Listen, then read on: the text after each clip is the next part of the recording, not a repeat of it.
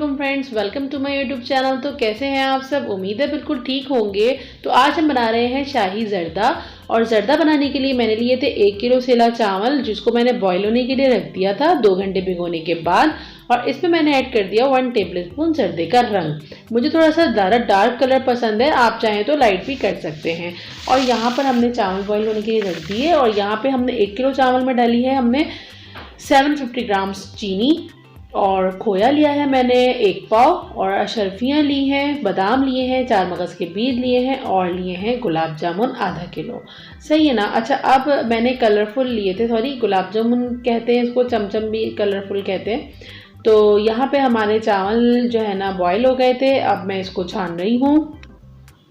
और ज़र्दा मुझे थोड़ा सा डार्क कलर का पसंद है और बहुत ही ज़बरदस्त झटपट बन जाता है ये ज़र्दा। यहाँ पर हमने डाल दिया था घी, तकरीबन हाफ कप घी डालने के बाद इसके अंदर हमने ऐड की है 3 से 4 इलायची छोटी वाली ग्रीन और 2-3 लौंगे।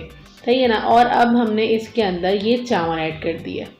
और चावल का कलर इतना ज़बरदस्त था। बराबर में जो आपको पतीला नज़र आ रहा है, इसमें बन रही है चना बिरयानी, जिसकी रेसिपी मैं लास्ट डाल चुकी हूँ। और चाहे तो आप विजिट कर सकते हैं मेरे चैनल पे जाके। बहुत ही डिलीशियस ज़बरदस्त सी बिरयानी बनी थी। चावल डालने के बाद हमने इसके अंदर थोड़ी सी चीनी डाल दी। जैसे हम बिरयानी में तह लगाते हैं, इसी तरह से हम इसकी तह लगाएंगे। थोड़े चावल डाले, फिर उसके ऊपर हमने थोड़ी सी चीनी डाली। अब हम दोबारा से इसके ऊपर चावल डालेंगे और फिर हम इसके ऊपर दोबारा से चीनी डालेंगे। रेसिपी को लास्ट तक ज़रूर फॉलो करिएगा और स्किप कर करके ना देखा करें प्लीज़। अब ये देखिए, मैंने इसमें सारी चीनी डाल दी है। अच्छा, कोशिश करिएगा कि आप लोग शुगर लें तो वो बारीक वाली लें, तो वो ज़्यादा जल्दी डिज़ोल्व हो जाएगी इसके अंदर। सही है ना? और फ्लेम अभी हमने बंद रखा हुआ है, वो स्लो रखा हुआ है। और बस अब हमने सारे चावल इसमें ऐड कर दिए और अब मैं इसको मिक्स करूँगी और इसके बाद फ्लेम को कर दूँगी हाई। क्यों? क्योंकि इस वजह से हमारे चावल गले में हैं।